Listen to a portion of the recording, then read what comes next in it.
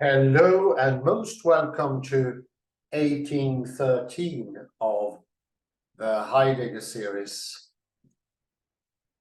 We will today continue with the article Wittgenstein and Zen by John V. Canfield. And we continue as we left off in 1810. And there were last time many interesting references to physics and the understanding of space. Canfield mentions that Zen's aim is to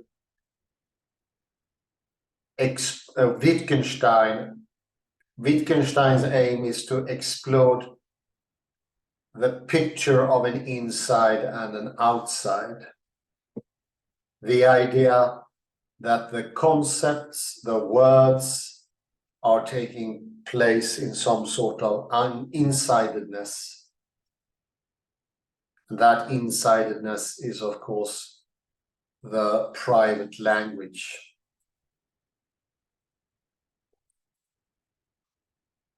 In the same way, there is an assumed outsideness of fixed objects, the Newtonian idea of atoms situated in a particular place. Very good, yeah. Something we often refer to the Cartesian dualism.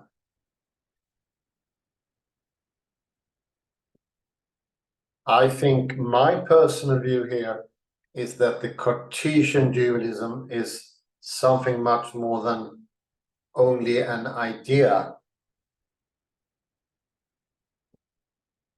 It is the underlying picture itself. This is how we start. This is foundational.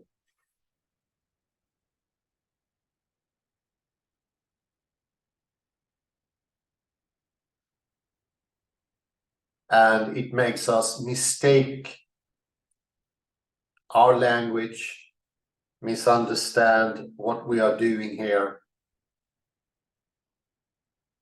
leading to a whole array of problems in our daily lives.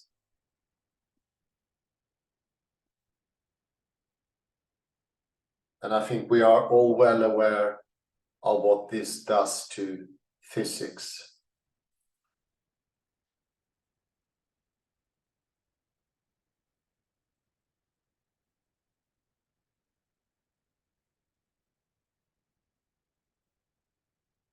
Getting into the action and seeing that thinking is doing, the concepts are different aspects, doings, purposes, wits.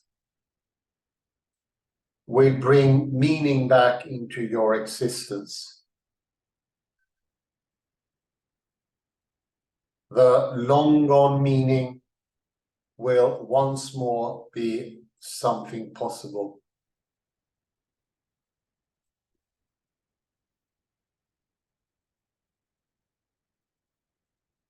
And I will continue. And this is the second paragraph, or the third actually, sorry, on page 404.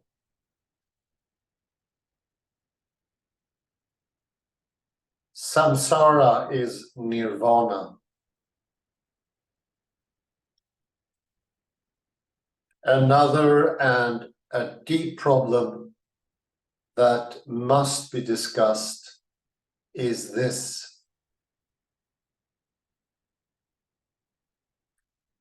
If activity without thought is Zen enlightenment,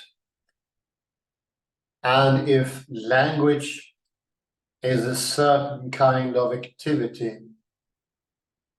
without thought. Then, since we all speak, we are all enlightened.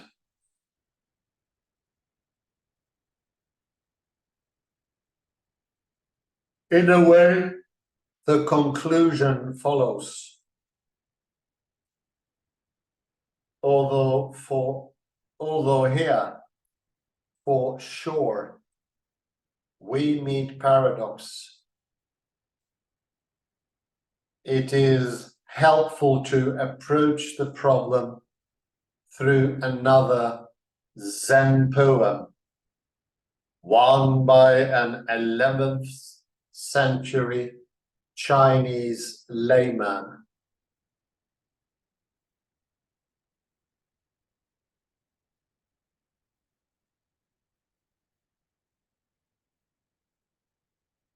There I was, hunched over office desk,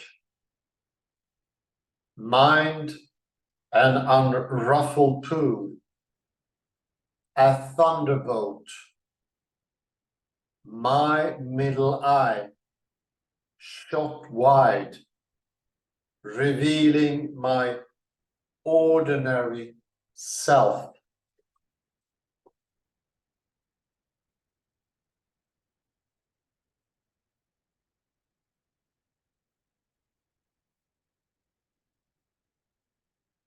First, the state of being without thought, or of the mind being an unruffled pool, is a prelude to enlightenment.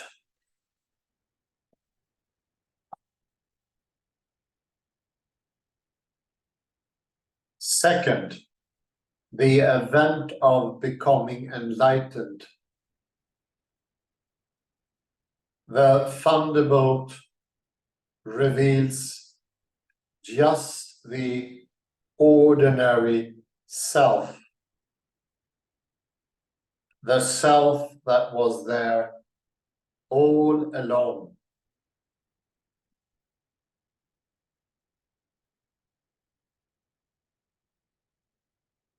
As is said in an account of contemporary enlightenment experience,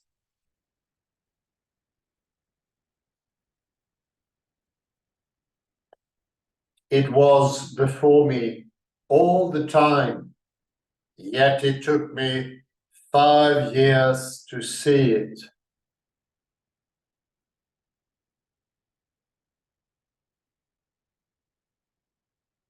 Any words, more or less, will do equally well to describe what is realized in the enlightenment experience, since they all fail to communicate its nature.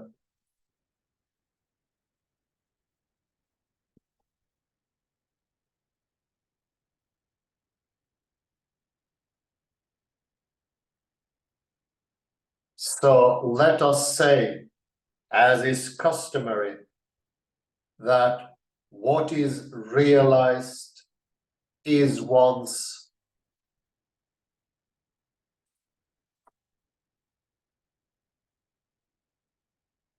Buddha nature.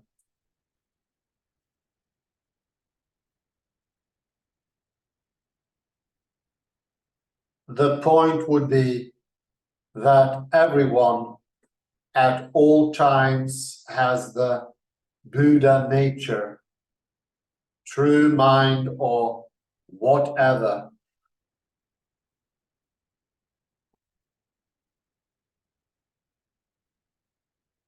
In this sense, we are all enlightened. This ties up with thoughts in a twofold way. First, to live in the Buddha nature is to live without thoughts.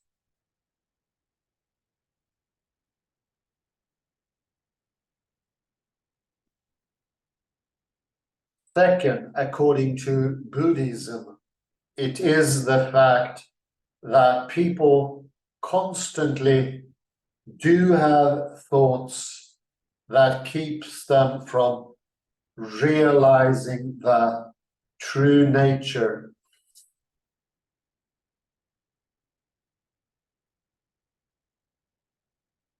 It will help to rehearse the matters just discussed, turning the exposition for the moment on this question.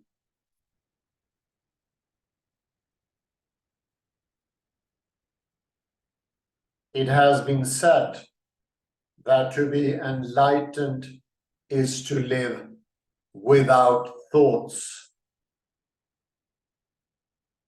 And just above it was said that being without thoughts is a prelude to enlightenment.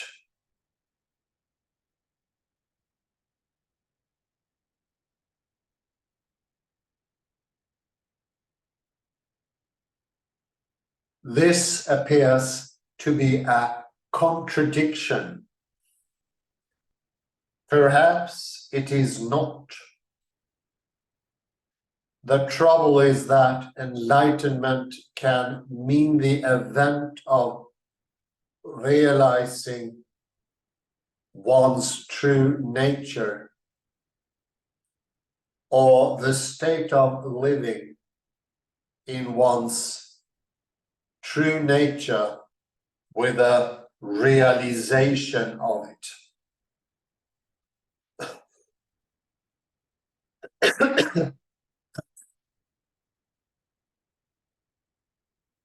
No one has anywhere else to live but in his true nature. Everyone does all the time.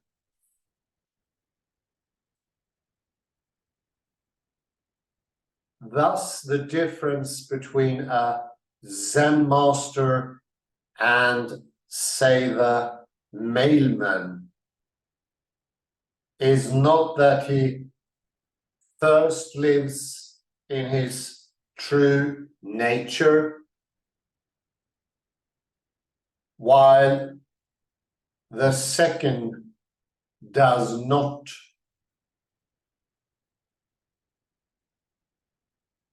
But that he first realizes it, and the second does not.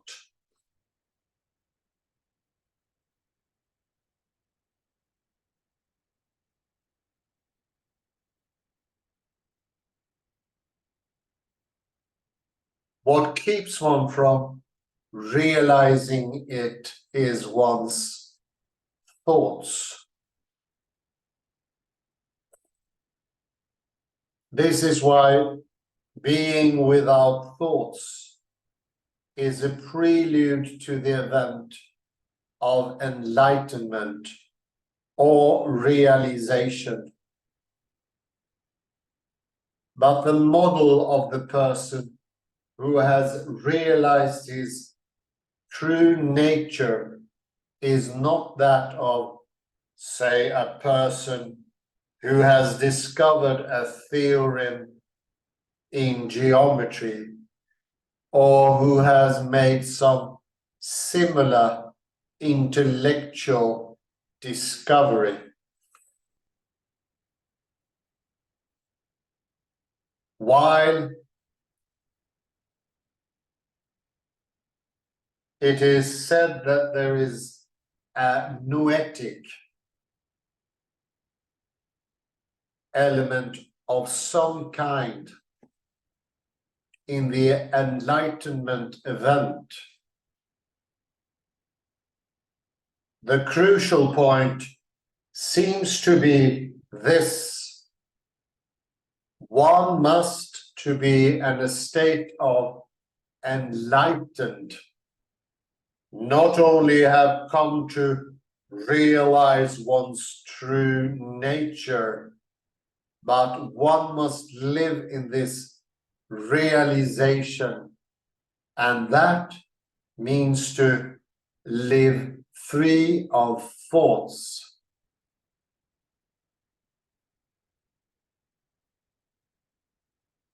Thus, the Zen master lives free of thoughts, while the ordinary man does not. Living free of thoughts, the Zen master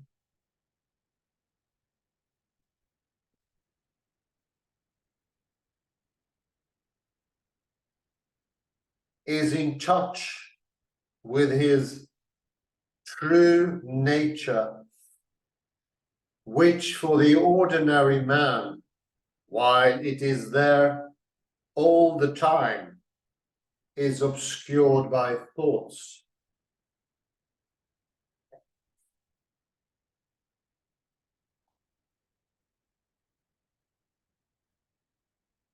Perhaps now it is possible to get a clearer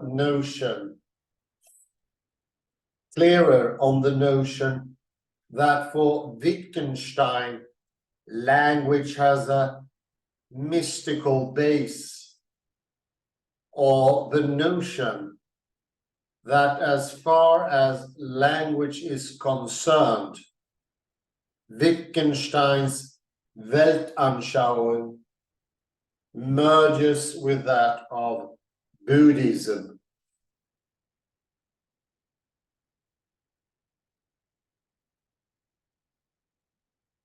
Part of this notion is that in the functioning of language,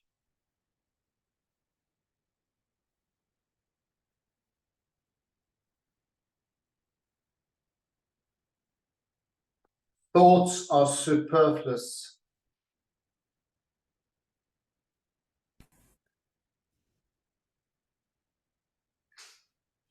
It is not that they are not present. Virtually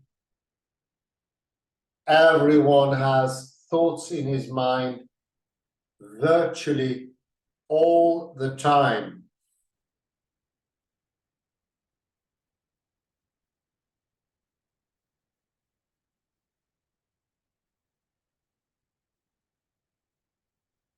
But language does not need thought.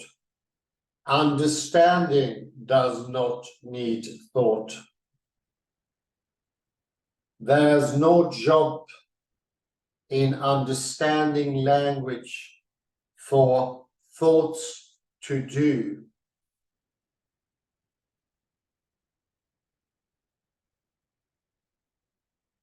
What is left if we strip away thoughts, and what exists anyway when superfluous thoughts are, even though superfluous, present is the flow of life,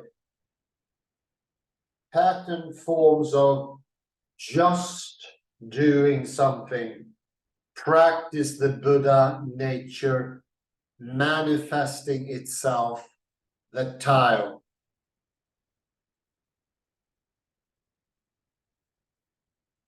The realization of and the living in this flow is, in Zen terms, being enlightened. Living in this flow with a head full of ideas is having the Buddha nature and not realizing it.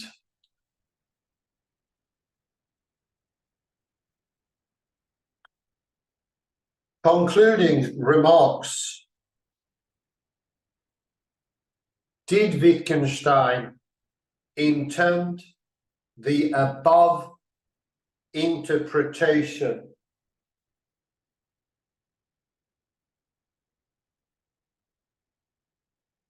it is reasonably well documented that Wittgenstein did have a spontaneous mystical experience.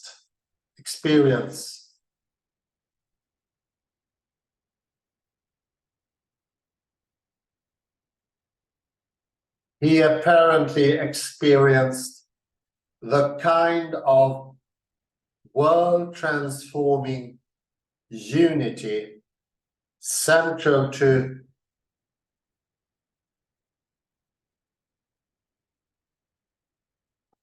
such so-called mystical religions as Zen, Sufism, contemplative Christianity, and so on.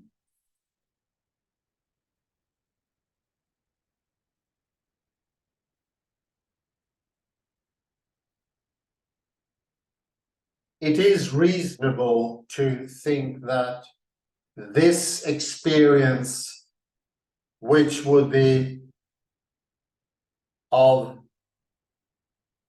profound personal import, and which would provide a direct, immediate insight into certain truths, inform such doctrines as as the denial of the existence of the self, the attack on the inside-outside model, and the notion that the base of language consists in practice or in the carrying on of certain patterns of just doing something or other.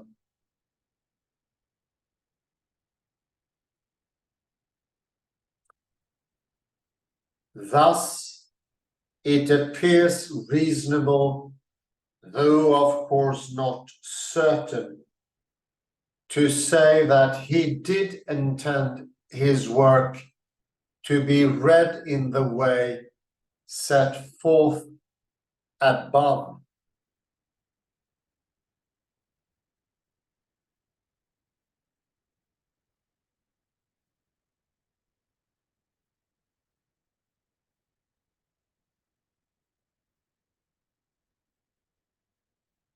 Whether this is true or not, it is clear that his work can be read this way. The investigations does generate a view of language consistent with a Buddhist doctrine of the relationship of thought and understanding.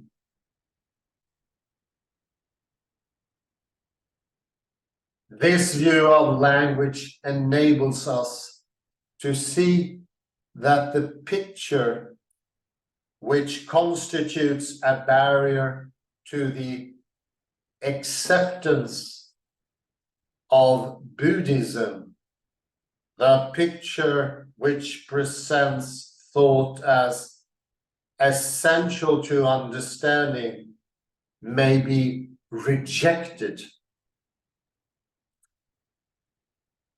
More than that, the phenomenon of language can be viewed in the light of the investigations as based on the same activity without thought that is the manifest in Zen of the Buddha nature.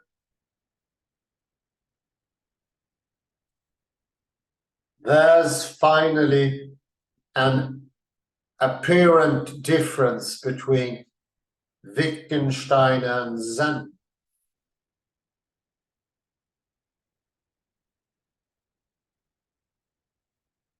Wittgenstein provides a theoretical framework in which Zen theory can be embedded, at least insofar as the topics touched on in the present paper are concerned.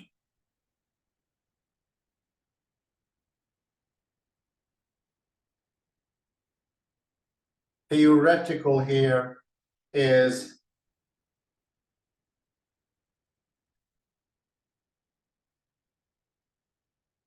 in quotes, because Wittgenstein does not have a theory, but a certain way of looking at language, a way consistent with a Zen view. Wittgenstein's concerns are everywhere intellectual.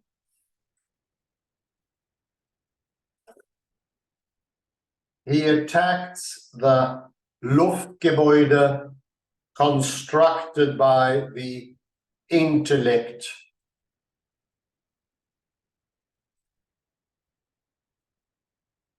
The aim of Zen is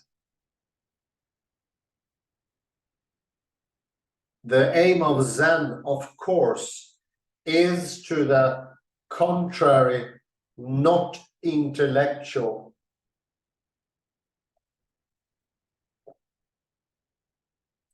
Zen is in no way theoretical, not even theoretical. One can read Wittgenstein and come to acknowledge, or even in Wittgenstein's terms, see that understanding does not require thought.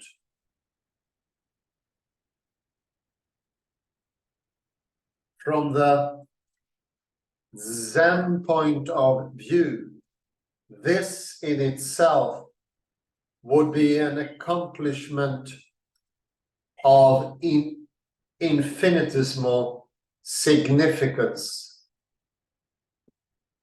For Zen, what is important rather is actually to strip away thought and see one's true nature face to face.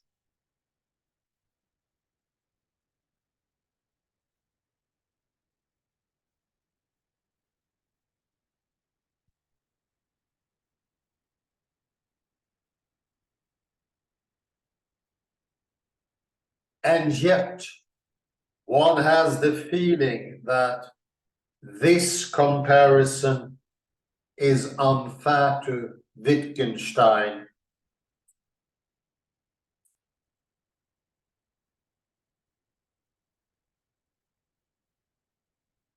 He himself quoted as the motto for the investigations this dictum of Nestroy: Überhaupt hat der Fortschritt das an sich, dass viel größer anschaut, als wirklich ist.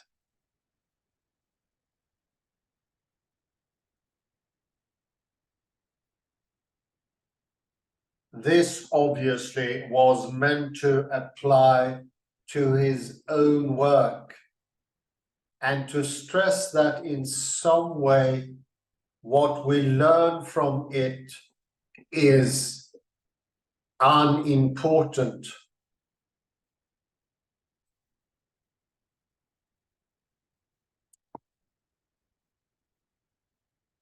The motto is an echo of the theme Wittgenstein took to be of paramount significance in the Tractatus.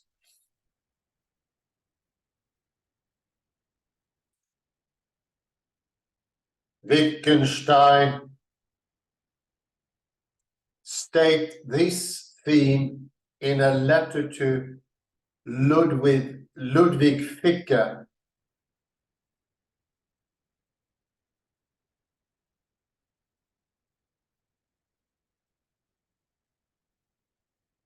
In this quotation, Wittgenstein's references to the ethical are really references to what would be more aptly called the mystical.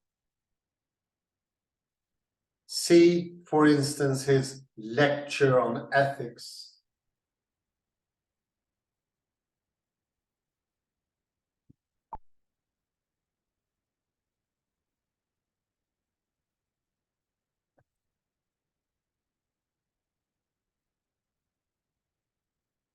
The book's point is an ethical one. I once meant to include in the preface a sentence which is not in fact there now, but which I will write out for you here, because it will perhaps be a key to the work for you. What I meant to write then was this: my work consists of two parts. The one presented here plus all that I have not written. And it is precisely this second part that is the important one.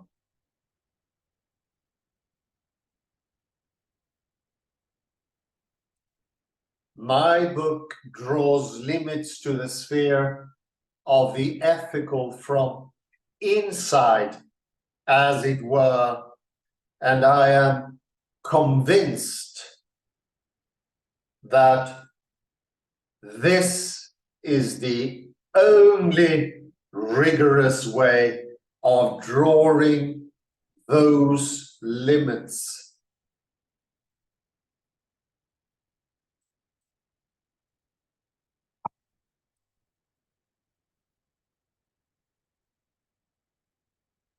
The best hypothesis seems to be that the attitude expressed here carried over to his later philosophy. It too draws a line around what can be said. Attempt to overstep what can mundanely be said fail and fall into overt or covert nonsense.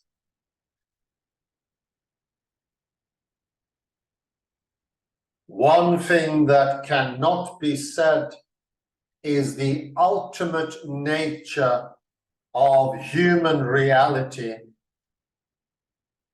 the nature of human life as lived by an enlightened person.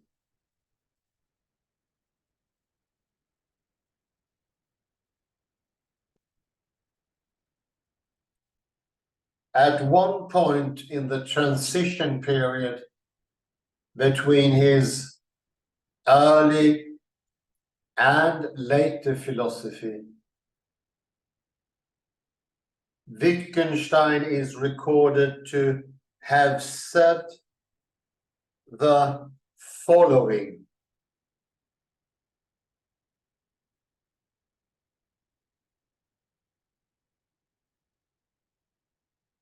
and it would surely be maintained also from the standpoint of philosophical investigations.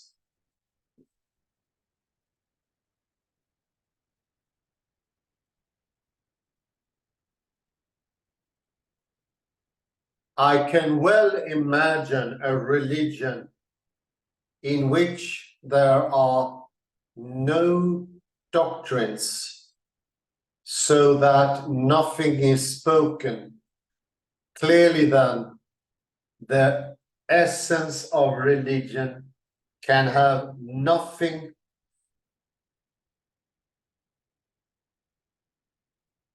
to do with what is said,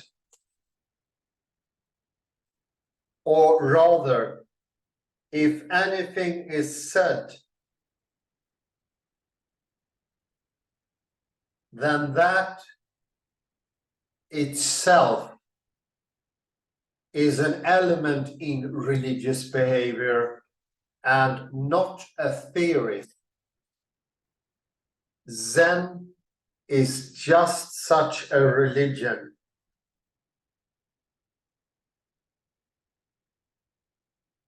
One is reminded here of the thundering silence of Vimalakirti.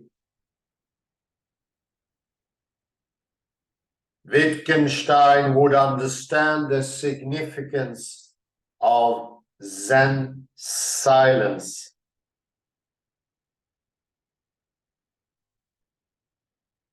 And we have now reached the end of John V. Canfield's article.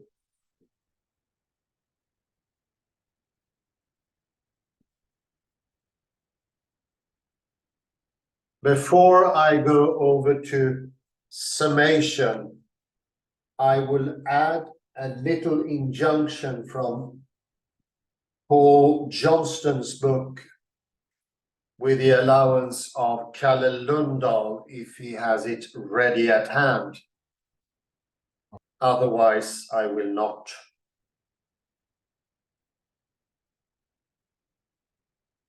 Is it accessible to you?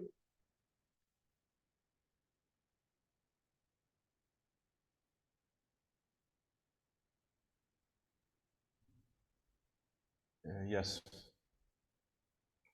Give me a second. Which page is it? No hurry. Because downloading.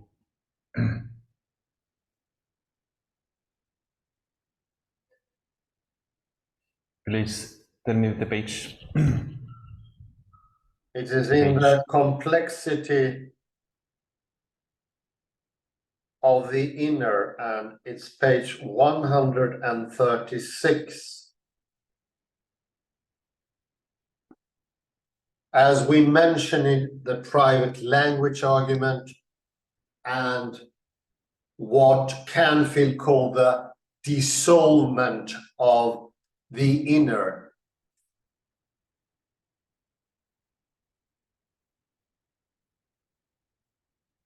And what we often do is, and this is excellently explained by Johnston in the last paragraph on page 136, is that we put all of the inner under one single denomination: experience, psyche, erfahrung, something like that. Thereby disappears all the interesting involvements, connections, foldings, relations, and they get blocked out by this generalization and mistaken picture.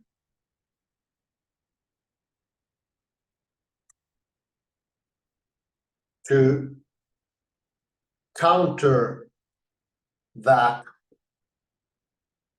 look at it is this way, and it can be helpful to further the understanding of Canfield's text, to see how different the inner is, or what we usually call the inner, and that there is no likeness, but only family resemblance, which is quite different from likeness and identity.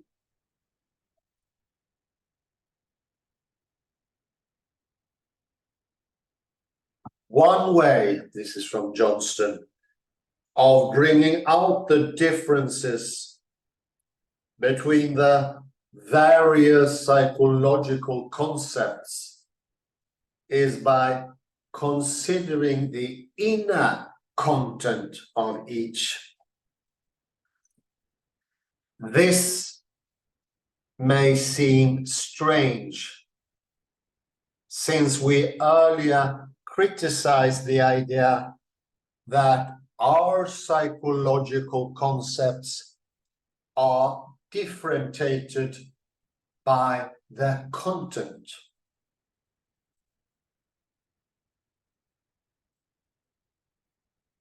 The point, however, is to explore the different ways in which the notion of content relates to the different types of concept.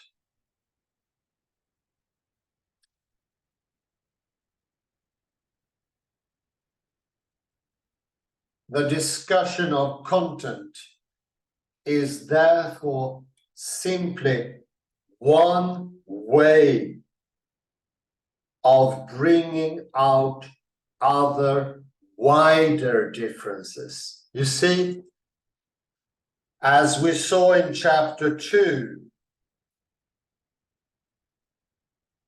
the notion of inner content has its clearest application in relation to sense experience.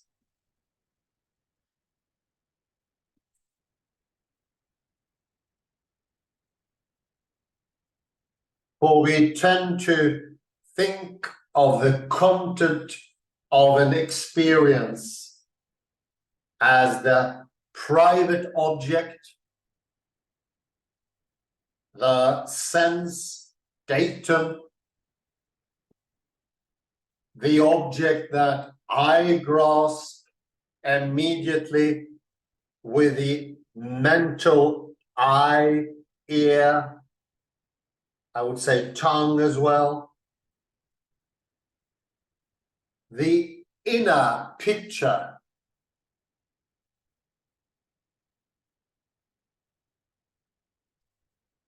But what does talk of content express? As we have seen, one advantage of the notion of the inner picture is that it captures the subjectivity of sense experience. That is, it allows us to make a distinction between the individual's account of her visual experience and an account of what actually happened.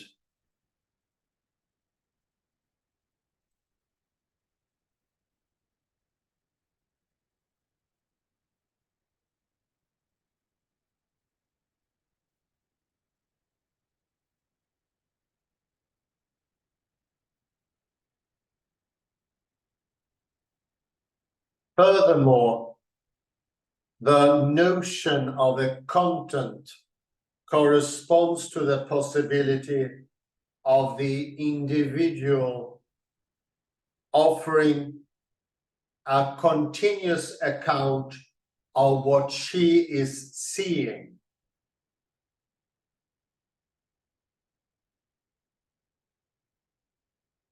This brings out the importance of duration. For one reason, the concept seeing can be said to have a content is that the individual can coherently offer a second by second account of it.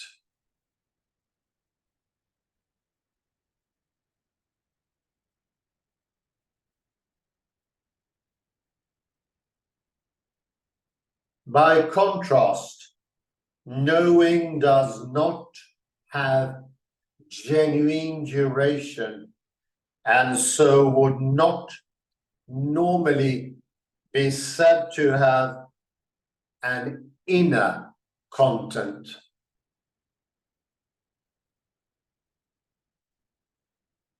Although time concepts can be applied to it, they apply in a quite different way. An individual can learn something and later forget it. But knowing something is not an experience she can describe second by second.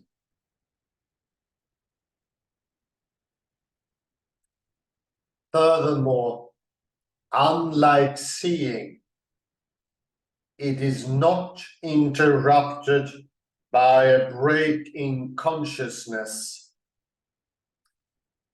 or by a shift in attention.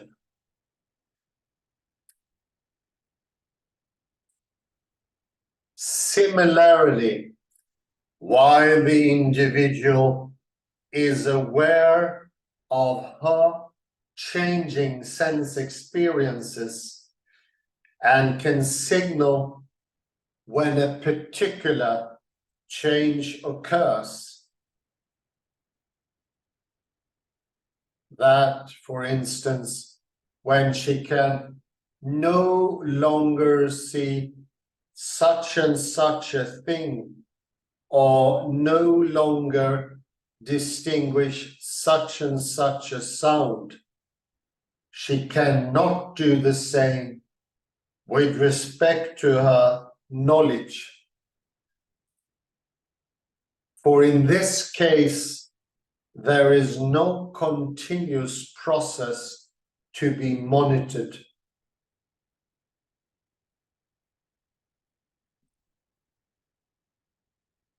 To mark these differences, Wittgenstein suggests that one might call seeing, hearing, sensing, I would add, states of consciousness, and knowing, believing, intending, etc., dispositions.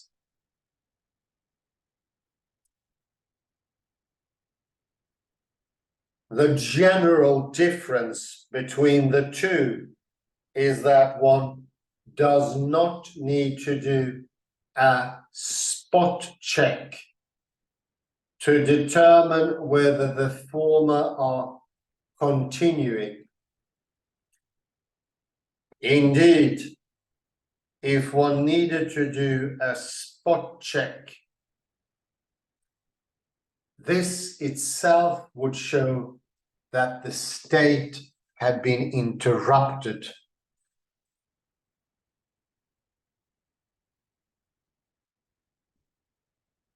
Why we can check that we still know pi to 10 places by saying what the digits are.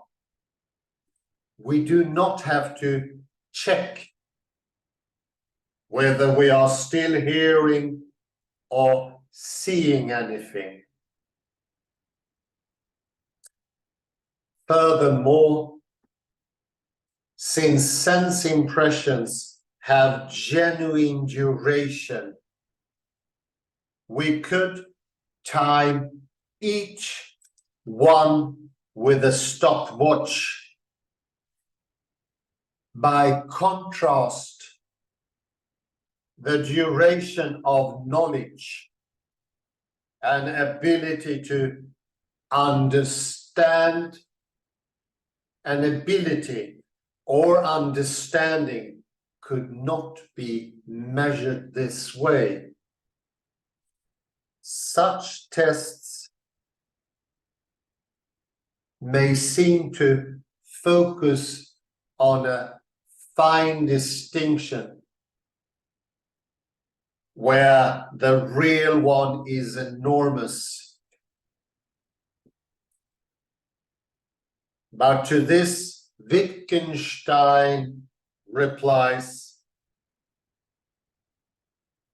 this enormous distinction, I would always say, consists in the fact that the two concepts are embedded quite differently in our language game, and the difference to which I called attention was merely a reference to this pervasive distinction. And there we put an end to this, and I'll go to the summary. I will just briefly mention here that Johnston's treatment is helping to the understanding that what we usually in a clumsy fashion refer to experience, psychological, what can you say, psychological revelation, seeing, hearing, any type of sense datum is smacked together and called the inner. And then a fortifiori, it will be the inner as experienced by the person. This way of taking it apart by Johnston Wittgenstein strengthens the dissolvement that Canfield made. It adds more meat to the explanation, and one comes to understand deeper. These things are acutely and most definitely different. Sense datum always takes time. Without exception, we can clock how long we see, hear, feel, smell, and so forth, whereas other things, knowing, doesn't really have this time-wise dimension to it. And I imagine now you will be able to understand ignoring these differences can lead to the mistake that there is an outer world there. We have sense datum of it because it takes time. And that later becomes the more atemporal knowing of things. So we suck it up and we store it in the computer base. And of course, the evolution of computers have made this mistake even more tempting, of thinking of the inner as a sort of very advanced small computer that uses the eyes, the ears as sort of input devices. And the brain later makes a calculation. It is very easy to fall into that extremely tempting trap. Neurology has gone away from it only recently, but it used to be the idea that we sucked up the environment via the sense datum, as you see here, the second line as you showed, Kalle. For we tend to think the content of an experience as the private object, the sense datum, the object that I grasp immediately with the mental eye, ear, etc. I see it from my inside. And this is, of course, also the language game, the private language argument, the PLA, if you like. There is no possibility to have a particular language on the inside which the homunculus only speak, and he uses that language to communicate with whom? You. So you are different from the homunculus. Now you see how many problems that will evolve into. And I will now go to Canfield's text. Kalle, you're more than welcome later to also, if you like, return to my parallel text here.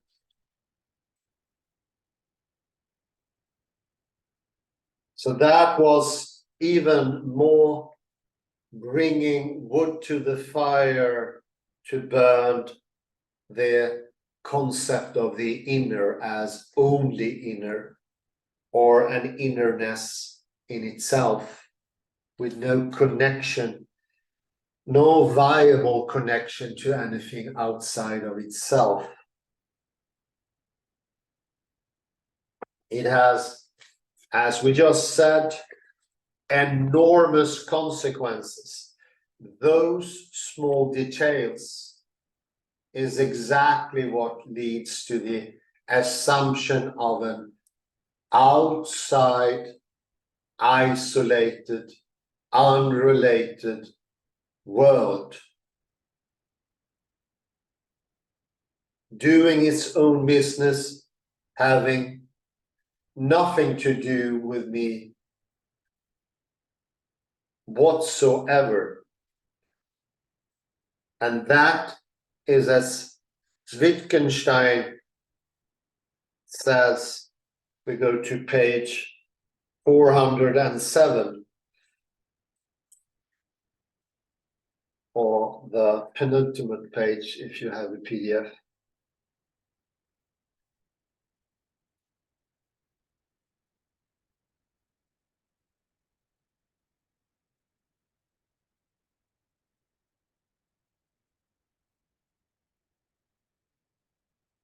And first, the mentioning from Nestroy. Überhaupt hat der Fortschritt das an sich, dass viel größer anschaut, als wirklich ist.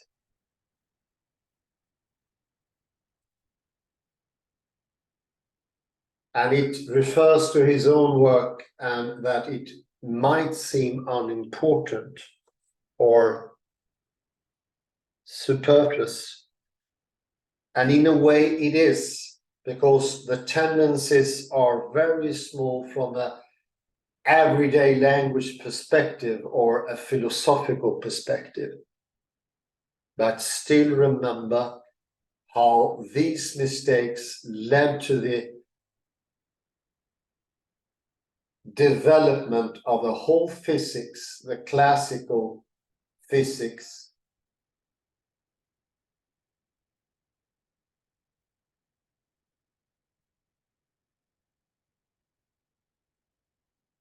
And of psychology that we mentioned before, and of course, different perceptual ideas that hasn't been questioned until recently.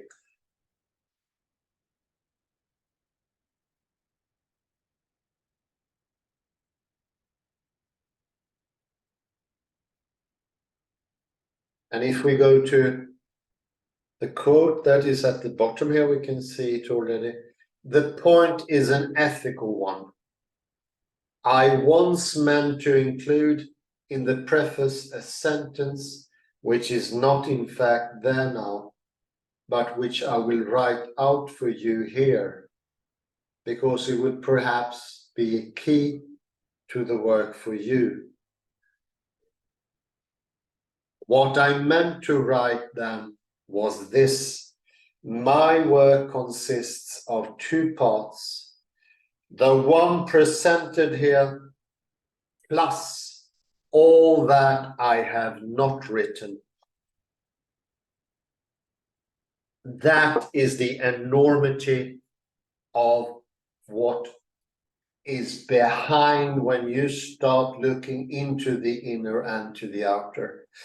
Or as Ian McGilchrist said in the Matter with Things,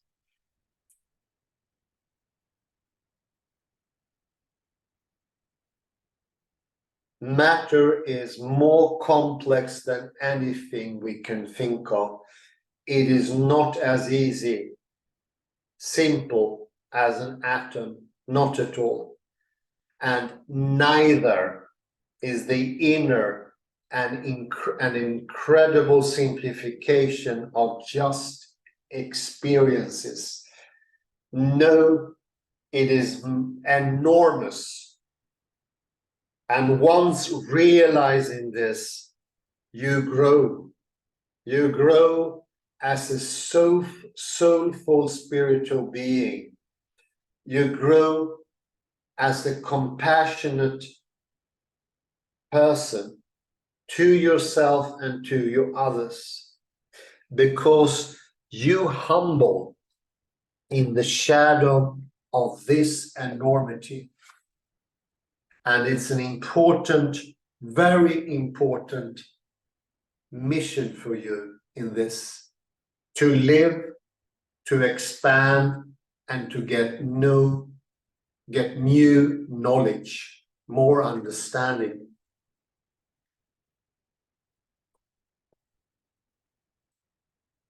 Big words. Kalle, please come in and comment.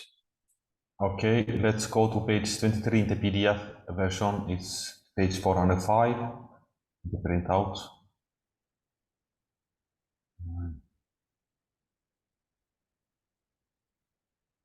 Here.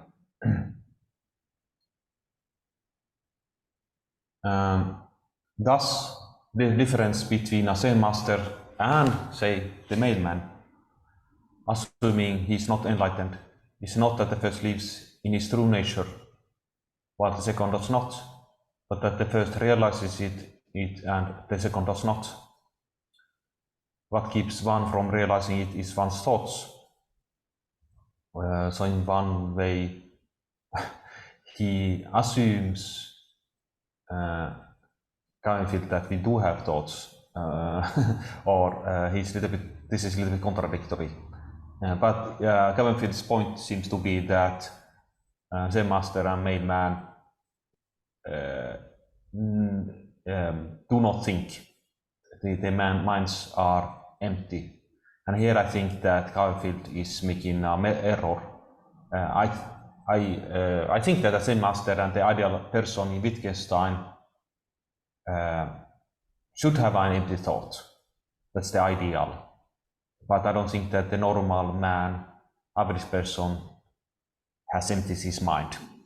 This person is, as actually Canfield himself says, is obscured by thoughts. So he's contradicting, Canfield is contradicting himself a little bit. I can read this final paragraphs here. The final price here. Thus, the Zen master lives free of thoughts, but the ordinary man does not. Living free of thoughts, the Zen master is in touch with his true nature, which for the ordinary man, while it is there all the time, is obscured by thoughts. Yeah. So I think Canfield tries to have his cake and eat it as well, or vice versa. Yeah, why indeed? Johnston is more of the view that words and pictures can accompany action, and they often accompany action. There's two ways of thinking, there's probably more, but one is that thinking is some sort of inner speech, and the second one is that thinking consists of images, and they can accompany action, can accompany concepts. Very often they do. But the point is a bit, according to Johnston, that they are not what produces language. Language is the action, and the thoughts are not the gems or germs, I should say, like the seed to the words. They are not the intentions. And looking at this sentence that you showed here, let me propose this maybe, if I think now quickly, that maybe for the postman, he gets disturbed by the accompaniment of thought, the words in his head, and he mistakes them for his action, or actually, you could even say his thinking. Let me give you an example there, if it's okay. When I play billiards or pool, and I'm about to do the shoot, and I do the action, I decided, I have the intention, I have all these things that Johnston / Canfield, Wittgenstein calls the inner, or what we usually refer to the inner, the psychological different aspects. They're more like aspects, I would say. I have made a decision, I have prepared, I do the action, but in exactly the moment when I am about to shoot the cue, something happens, a thought comes up. And that thought, this has happened many times, is a well-registered thing. That thought is something of, should I hit it harder? Will it go into the hole? Am I good enough? It could be anything. And that disturbs the shoot. It makes it not as successful.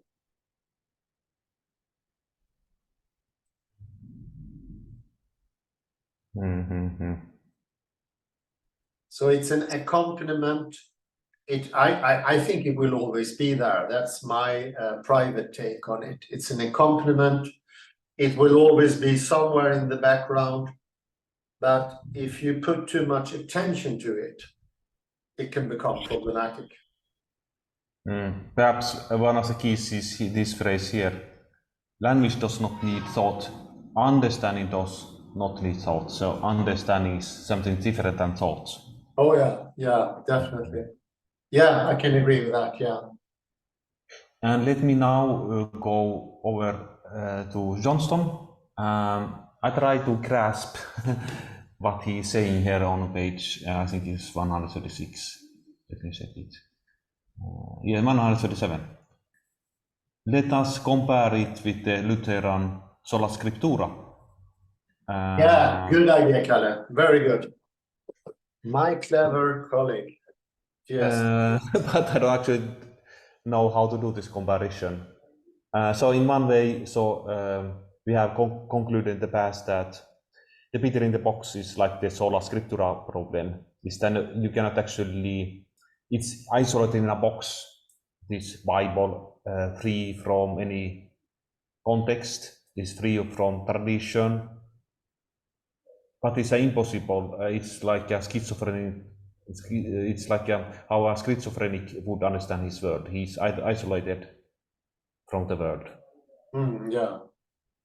But how do we, if we compare with Johnson here,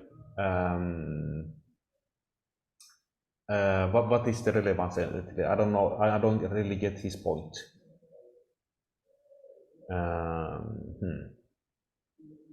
And let's say the private object in this case would be the Bible in a box, or the Beetle in the box. Yeah, of course. You could try it out this way. It's also Saussurian, not only Lutheran, but let me expand it. Give me a second, Kalle. Let me think here for a second. Sorry.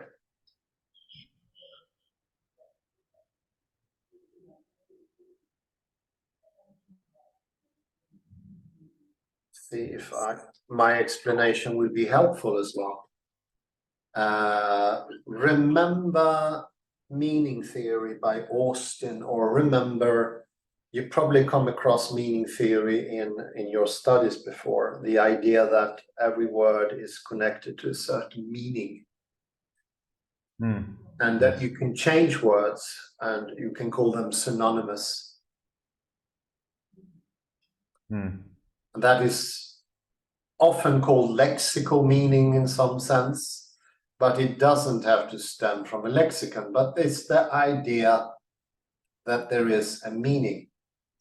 That meaning could actually be a private object. The idea that I use the word, or I hear the word, and that word corresponds to something inner. So if we go over to the Sola Scriptura, then it is more or less, now we have to be friendly with the idea, but it's more or less the idea, there's the Bible, it has all these words.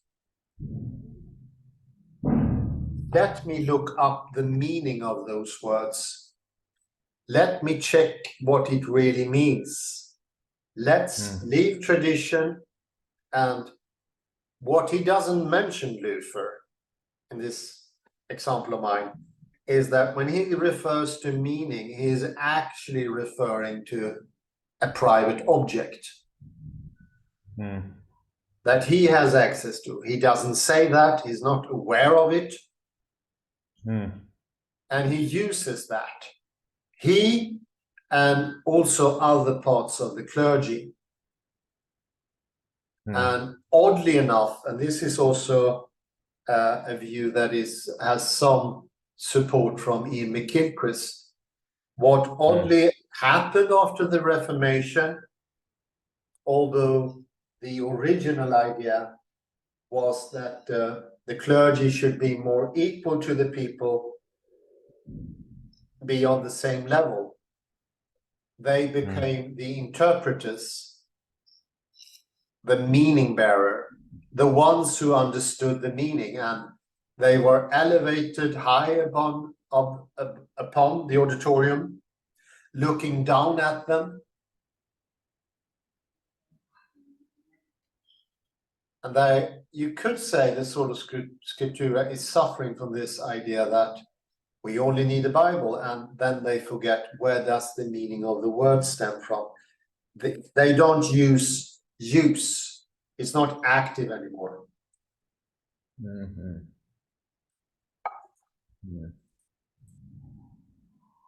Yes, but still, it's still a problem when you have ancient languages. They are dead, so it's almost inevitable that that then dead languages come like beetle in a box. Okay, if you go to the Greek Orthodox Church, perhaps you there have some sort of continuity, but I don't know. Yeah, it's in every, and how here you need to be even more liberal. But if you so to speak say that you have what what could be accepted as a correct version of the Bible, and then you call that, we will only use this King James Bible and nothing else, as it is written in English, and then that in itself led to this splitting up still of the same Bible, because everyone mistakes those things their own way.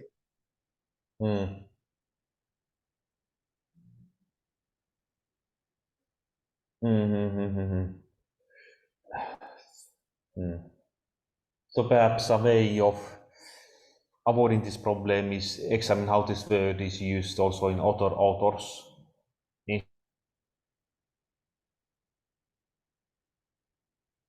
Yeah, how we actually are using these words. Wittgenstein doesn't put a great argument how we use the words, but he tried to describe how we already use them, the use we already have, the live.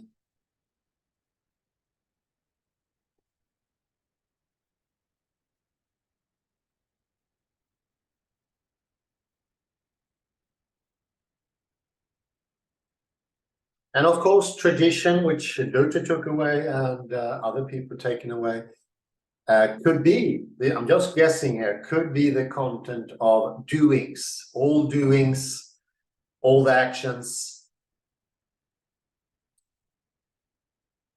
old happenings.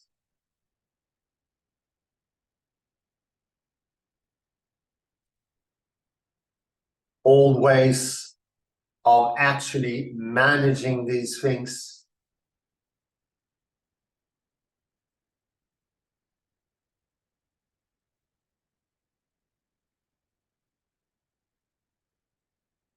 And then coming back to a more natural, less strained way of speaking, a speaking that is founded in the doings we have, where knowledge actually is situated. Where is it? Where it's at?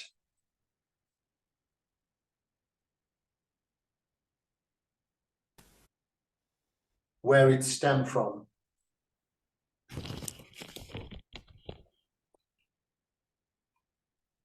Hello, Kalle, you disappeared for a second there. Yes, I'm here. Are we still on the text?